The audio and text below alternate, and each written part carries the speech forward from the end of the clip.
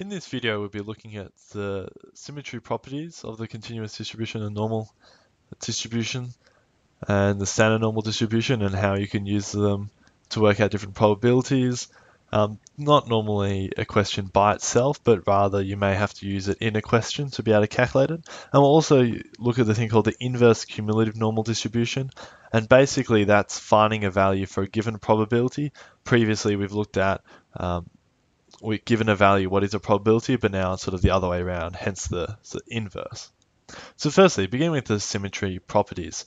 So the first symmetry property is, if you remember, that the probability of x being less than a plus the probability of x being more than a is equal to 1. And that's because the total probability is equal to 1. Then normally for a discrete you'd have to have an equal sign for one of them. However, if you remember, for continuous, that is not necessary. So what that means graphically is if you have this point, let's say A here, then this area and this area sum to 1. So if you wanted to calculate that blue area, and often with the calculator they only give you the area on the left, then you can just say the blue area and hence probability is equal to 1 minus the area of green, hence like the probability of green. So effectively it's just using this formula up here. Now the second one is if you had to find the probability of something between 2 points. So let's say A, X, and B. So let's say A is this number here, B is this number here. And you have to find this area. So that's your wanted area. So what you can do is you can find the probability of it being less than B. So the probability of X being less than B, which is this area here, this green area. And then you can minus it from the probability of X being less than A, this area here. And as you can see from this diagram, this will give you the middle area. That makes sense, because if it has to be between B and A, then it's a probability of all the values of B being less, X being less than B, so all these values, apart from the values where it's less than A. And so you can just do that by minusing the probability of X being less than A, because that includes all the values that are less than A. Now the inverse cumulative normal distribution, as I said before, is basically working out values given a probability. So let's say X is A is equal to 0.4 given a normal distribution of X, such as whatever it is here, so the variance, the standard deviation squared, mean, and you have to calculate what A is. So normally we've worked out what A is and then we've calculated the probability, but now we want to know what this value is. So doing an example, let's say we wanted to calculate the probability of Z being less than C, which is equal to 0.6. So we're looking at Z here, so we already know that it's going to be 0, 1 because Z is a normal distribution. We want to know what C is. So if we quickly look at that on a graph, effectively we want to find C such that this area here is equal to 0.6. So to calculate that, use your calculator.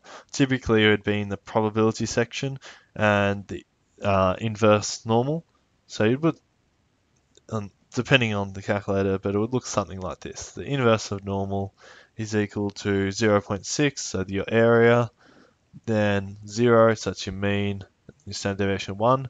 Remember, it's a standard normal, hence why these values. And then you submit to calculator and you get the result. So that equals 0.253. So that, as you can see in the graph, sort of makes sense. 0.253. It has to be a bit above 50% as it's 60, but relatively close and less than 1 standard deviation. Now, this, you have to be careful with what the calculator gives, because the calculator will only give you one side. So this one is the left right-hand side, as in the probability of left-hand side. And so it makes sense and works when it's less than, but you have to be careful, because if the question said what is the probability of z being greater than c is equal to 0.6, let's say is equal to 0.4, then you may have to use the symmetry property and say that, well, this is equivalent to the probability of z being less than c is equal to 0.6. And I got that by adding them together.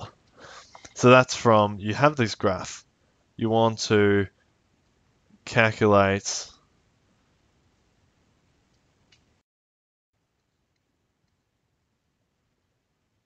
when there is a value c such that, c here, such that everything above it is equal to 40%. Well, that's equivalent to a value of c such that everything less than it is equal to 60%. So using the property of symmetry. So another example is that find c such that the probability of negative c to z given c is equal to 0.9. So graphically what this is saying is you have the graph, and you have the distribution here, and there's such a value negative c and c that this value here is equal to 0.9. Now, there are different ways to do this question. However, we'll look at one of them where we'll find it from this value c. And the way we can do that is we have to set the probability of z being less than c is equal to 0.9, but then plus this area here. So we'll say plus the area A. So we'll call that A. Now the area of A is going to be, because of the symmetry properties, this value of A is going to be equal to this value of A. And we know that the total area has to equal 1. So that means A plus A must equal 1 minus 0.9, because 0.9 is there, and then in the total is 1, which equals 0.1. Therefore, A is equal to 0.05. We can sub that in, then we know that the probability of Z being less than C is equal to 0.95. And this gives us a value of C, which is equal to 1.645. Another way you could have done it is you could have used, instead of looking at the point C, you could have looked at the point negative C. Now I'll leave the A there because it's relevant for the next part. So if we looked at this point negative C, then we could say that the probability of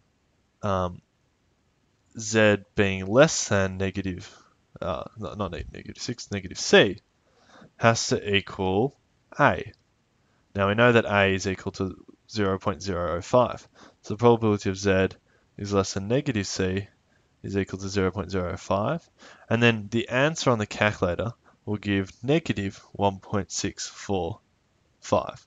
Now we know that the answer refers to negative C, so we can let negative C equal negative 1.645. So therefore, C is just equal to 1.645. And that's a typical example of using the symmetry properties to calculate and help solve a question.